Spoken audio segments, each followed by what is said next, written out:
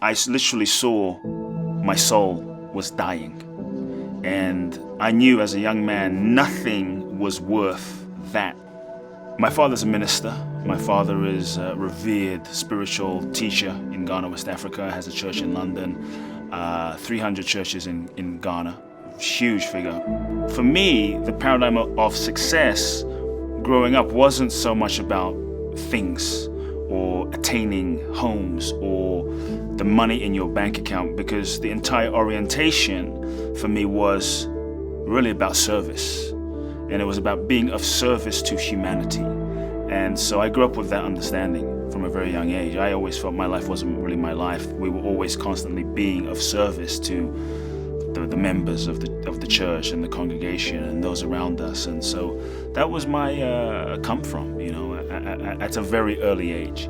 And then I went on my journey. I started speaking my father's churches. I was ordained at 14, given the mandate to take over my father's organization. I knew that in my heart that there was a different calling. I knew that I wasn't really here to impact people through religion or an organizational structure. I felt a different calling in my heart. So I basically had to make a hard decision of, do I truly follow my deeper knowing, my own heart, or do I follow a kind of model of success that's kind of mapped out for me? Because my life was mapped out. I was the protege of my father, going to take over his churches and be the successor, and my path was mapped out. And I think we all feel that sense of this is the path that is expected.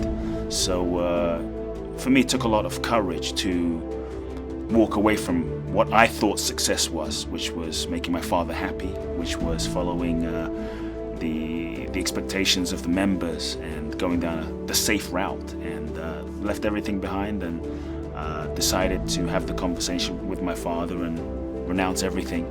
And it was intense. But I knew, when I looked at my future in that moment, I knew that if I did not follow my soul, if I did not follow the knowing in my heart, no matter how successful I became in terms of growing a church, growing an organization, having followers and all of that, I knew in my heart that I was not aligned.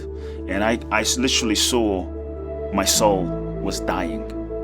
And I knew as a young man, nothing was worth that, because if my soul was dead, then no matter what I created in the physical world, I could not call that a success.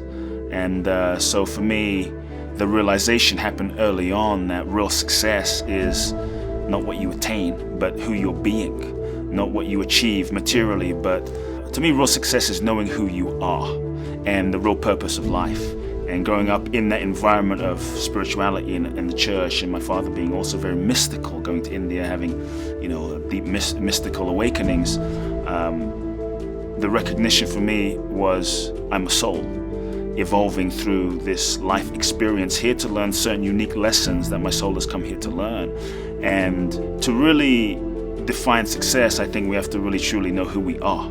And without knowing who we are, it's hard to go, okay, this is what success is, because if we're disconnected from who we truly are, then often the lens that is determining what we think success is or should be is really based on a limited structure, the ego structure, which is conditioned by past programming, pain and wounds. And I think that many times, and I grew up reading many books on how to achieve success and get what you want, and many times we're trying to get things in the world based on who we think we are.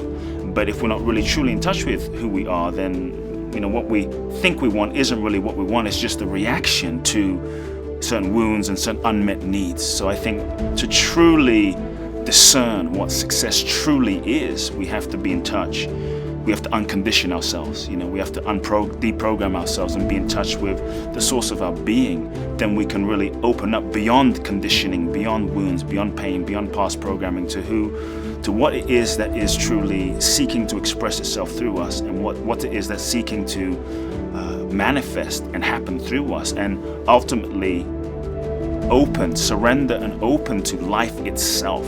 Success happens through us. It happens as a force through us. It just unfolds.